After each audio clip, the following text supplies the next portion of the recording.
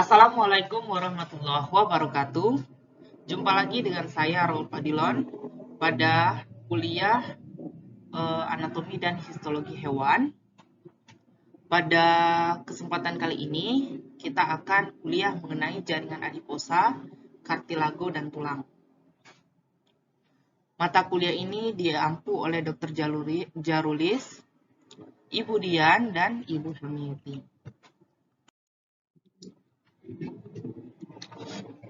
Setelah sesi kuliah ini, mahasiswa diharapkan mampu mengetahui dan mengenal jaringan adiposa, jaringan kartilago, dan jaringan tulang keras.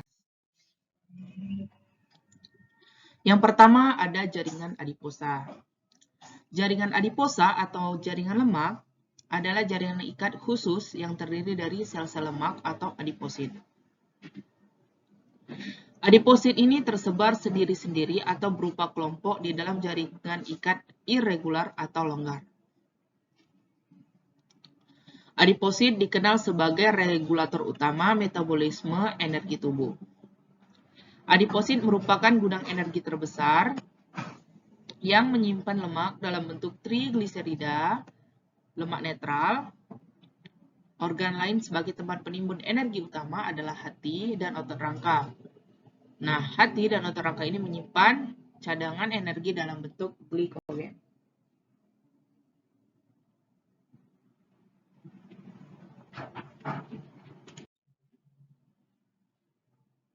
Sebenarnya secara histogenesis, sel adiposit ini berkembang dari mesenchymal cell atau sel mesenchyme.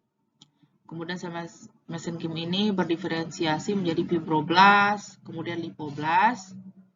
Kemudian lipoblast ini berdiferensiasi lagi menjadi multinuklear adiposit dan unilokular adiposit. Kalau unilokular ini merupakan adiposit putih dan multilokular ini merupakan adiposit coklat.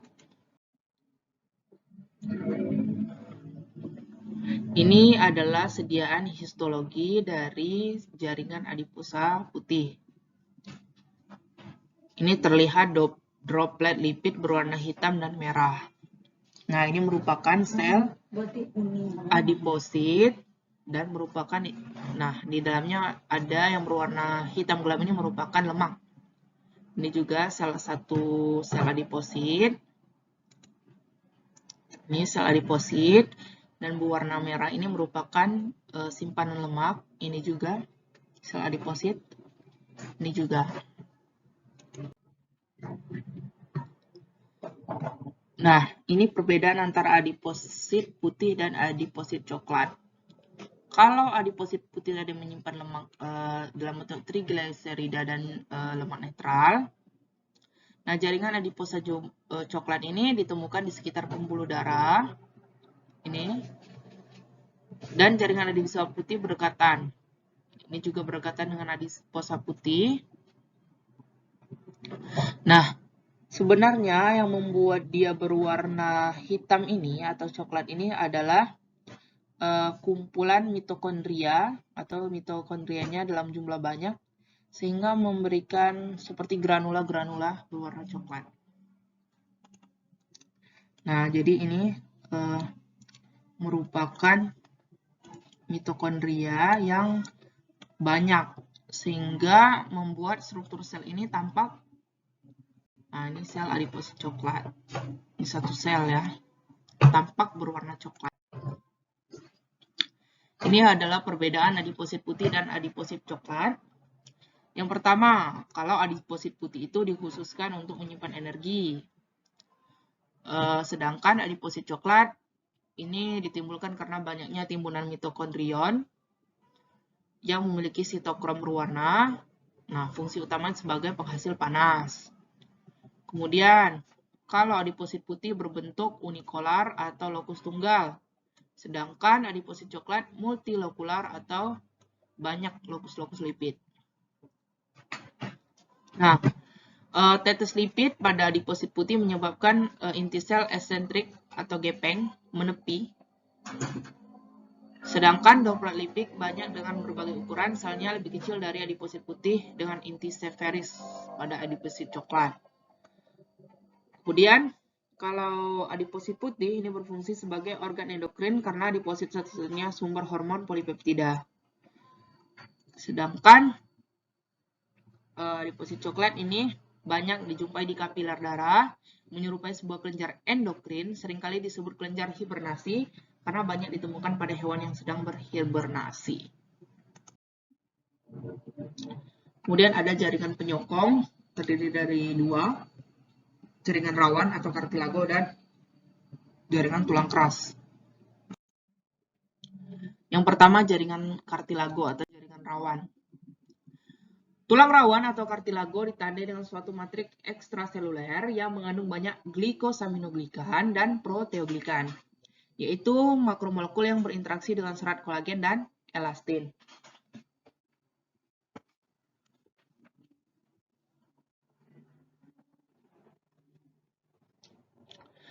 Tulang rawan ini terdiri dari sel.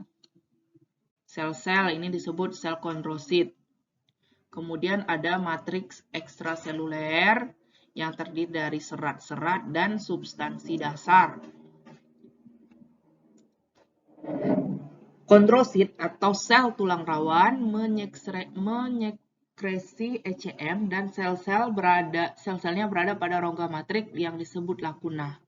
Jadi kondrosit ini menyekresikan matrik ekstraseluler yang berbentuk serat dan substansi dasar tadi. Kemudian kondrosit ini tersimpan dalam rongga matrik yang disebut dengan lakuna.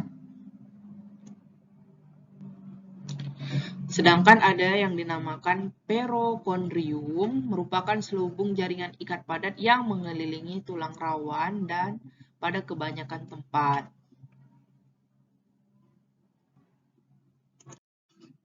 Nah, ini contoh tulang rawan. Ini dibagi menjadi 3, tulang rawan hialin, tulang rawan elastin, dan fibrokartilago. Kita dapat lihat perbedaannya. Ini merupakan sel kondrosit. Nah, sel kondrosit ini diselubungi oleh perikondrium. Nah, ini yang ini perikondrium.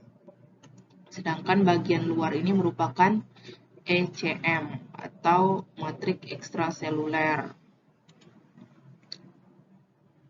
Kita dapat menjumpai serat-serat kolagen. Ini serat-serat kolagen.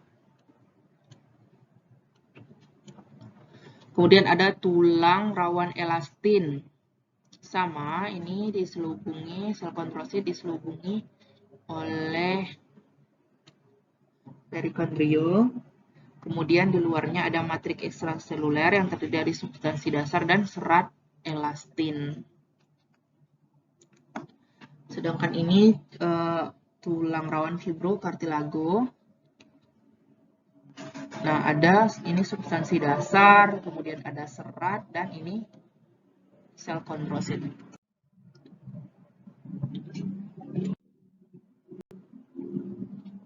Ini perbedaan dari ketiga jenis kartilago. Yang pertama ada kartilago hialin, bentuk tulang rawan yang umumnya sering dijumpai. Sedangkan kartilago elastin pada dasarnya serupa dengan hialin, kecuali banyaknya kandungan jaringan serat elastin yang halus. Jadi ini lebih banyak serat elastinnya. Pada dasarnya sama antara hialin, namun perbedaannya pada jalinan serat elastin yang halus lebih banyak. Sedangkan fibrokartilago merupakan jaringan intermedia, jaringan ikat padat, dan tulang rawan hialin. Kartilago hialin terdapat pada permukaan sendi yang dapat bergerak, kemudian pada hidung, laring, trakea, bronkus, dan sebagainya. Sedangkan kartilago elastin ini ditemukan menyatu dengan tulang rawan hialin secara berangsur, juga dapat dijumpai pada telinga dan epiglotis.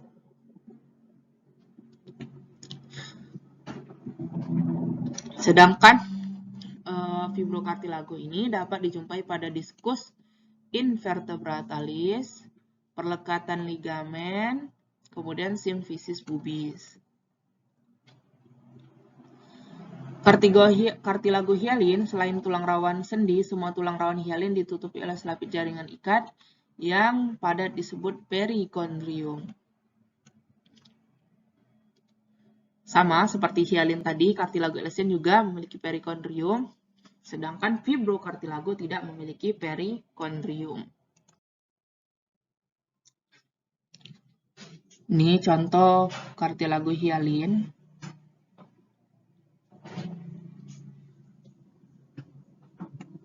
Kita dapat melihat ada, nah ini perikondrium, jaringan ikat padat. Ini kartilago elastin, ini perikondriumnya. Sedangkan fibrokartilago tidak ada di selubungnya di perikondrium. Dan jaringan tulang. Nah, jaringan tulang ini konsep dasarnya merupakan jaringan ikat khusus yang keras, memiliki mineral, kemudian memiliki matriks ekstraseluler dengan osteosit terbenam di dalamnya. Berbeda dengan jaringan kartilago, jaringan tulang ini mengalami kalsifikasi yang menjadikannya bersifat keras dan kuat dibandingkan tulang rawan. Di dalam tulang terdapat banyak pembuluh darah. Secara umum permukaan tulang dilapisi jaringan yang mengandung osteogenik. Ada endosteum di bagian dalam dan peristeum di bagian luar. Kemudian ada yang namanya exoskeleton atau kerangkanya ada di luar. Ini contohnya pada Arthropoda. Sedangkan rangka yang di dalam atau endoskeleton ini contohnya pada mamalia. Jaringan tulang ini merupakan kerangka pokok pada vertebrata yang berfungsi menyangga struktur berdaging atau otot yang melindungi organ-organ vital seperti yang terdapat dalam tengkorak dan rongga dada dan menampung sumsum tulang, di mana sel-sel darah dibentuk. Tulang juga berfungsi sebagai cadangan kalsium, fosfat, dan ion lain yang dilepaskan dan disimpan secara terkendali untuk mempertahankan konsentrasi ion-ion penting di dalam cairan tubuh. Tulang ini membentuk sistem pengungkit yang melipat gandakan kekuatan yang dibangkitkan selama otot rangka berinteraksi dan mengubahnya menjadi gerakan tubuh. Nah, jadi tulang ini merupakan alat gerak pasif. Tulang ini digerakkan oleh otot-otot yang dihubungkan dengan tendon. Nah, contohnya kita ingin melihat struktur tulang. Ini ada struktur tulang, di mana di sini ada yang dinamakan osteon. Yang bulat-bulat ini osteon. Kemudian ini sentral kanal.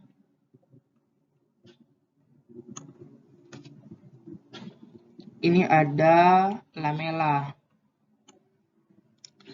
Bila kita perhatikan bagian sentral kanal ini terdiri dari serat kolagen. Kemudian di dalamnya terbenam sel osteosit. Nah, ini sel osteosit. Juluran-juluran sitoplasma dari sel osteosit ini ada juluran sitoplasma.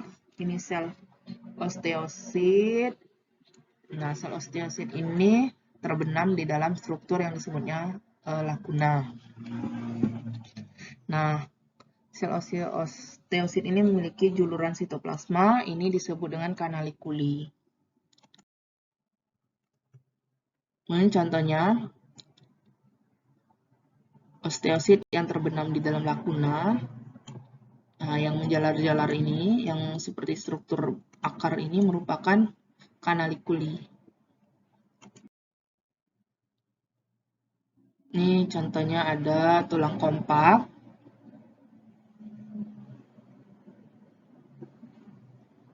Ini endosteum atau bagian dalam.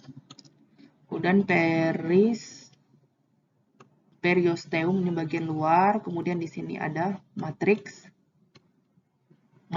tulang. Nah, di dalam matriks tulang ini ada osteosit.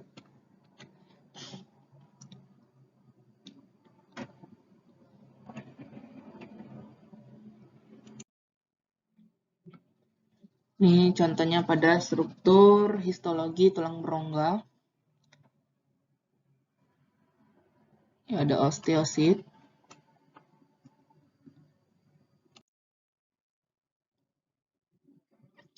Nah, tulang yang tidak mengalami dekalsifikasi dan terpotong dikerus hingga sangat tipis untuk memperlihatkan lakuna dan kanalikuli. Nah, ini merupakan osteosit.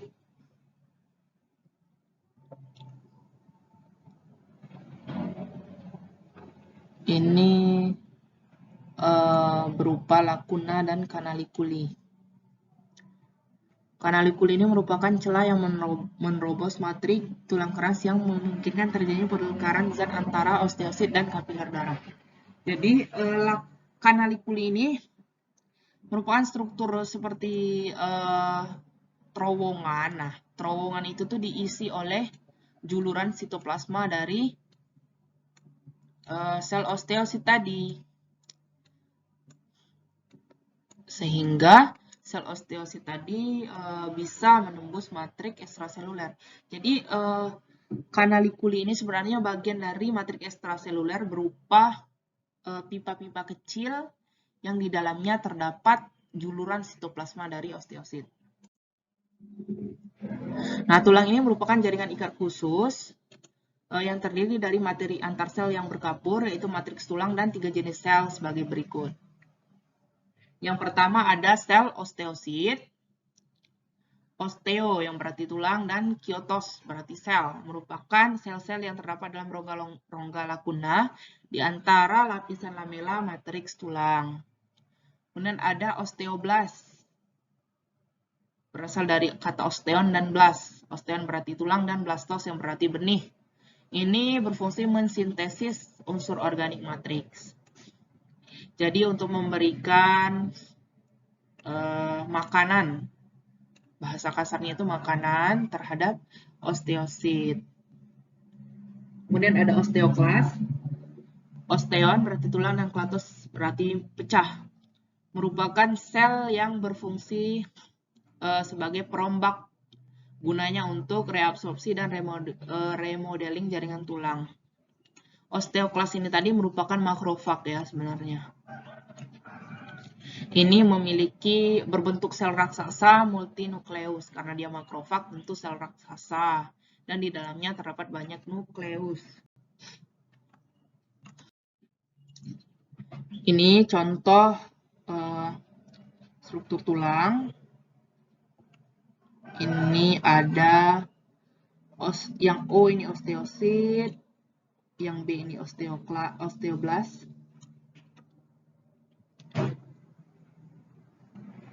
Ini osteoblast. Ini osteoklas. Sedangkan osteosit ini terbenam di dalam matriks tulang. Nah, dari osteoblast inilah aliran nutrien ini akan disalurkan ke osteosit. Sedangkan di sini ada jaringan ikat, di sini ada fibroblast. Nah, ini fibroblast. Ini osteosit juga.